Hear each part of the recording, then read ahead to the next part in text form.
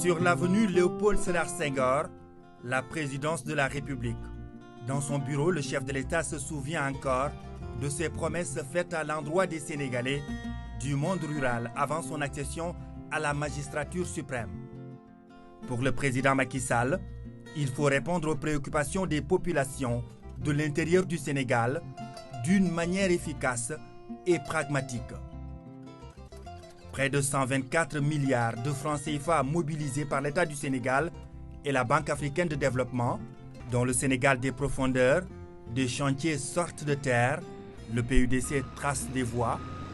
Entre 2015 et 2016, les pistes rurales atteignent en linéaire 675 km. En début 2017, les chantiers avancent, 115 km sont engagés. Diabougou, village situé dans le département de Médina Yoro Foulah, région de Kolda. Ici, pendant longtemps, les habitants ont souffert de l'enclavement. Aujourd'hui, c'est une localité désenclavée qui s'impose avec fierté au bord de sa piste. Le PUDC, une démarche originale avec des effets qui répondent à des besoins ponctuels. Tout est pensé pour soulager au plus vite les populations rurales.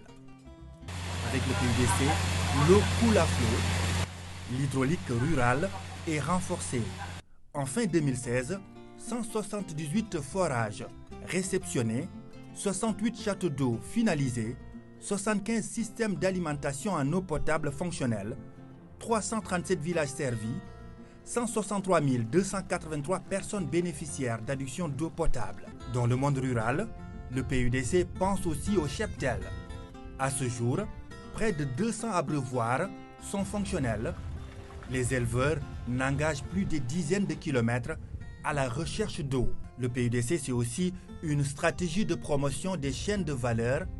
150 périmètres maraîchers ont été mis en place pour valoriser le développement de l'économie rurale.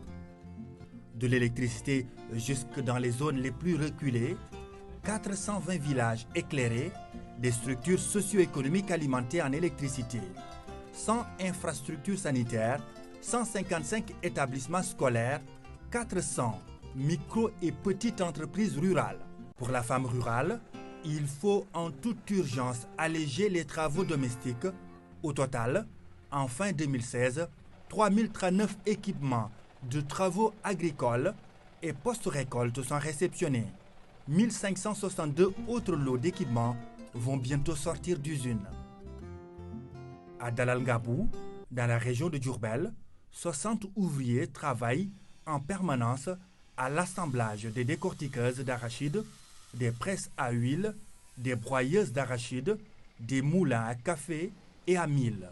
C'est là également une originalité de la démarche du PUDC dans le cadre de la promotion du secteur privé national et de la valorisation de la production locale. Le PUDC, avec ses performances à travers ses 4 composantes que sont l'électrification rurale, les pistes rurales, l'hydraulique et les équipements de transformation agricole et post-récolte, reste dans sa logique d'accélérer le développement national équitable, solidaire et durable.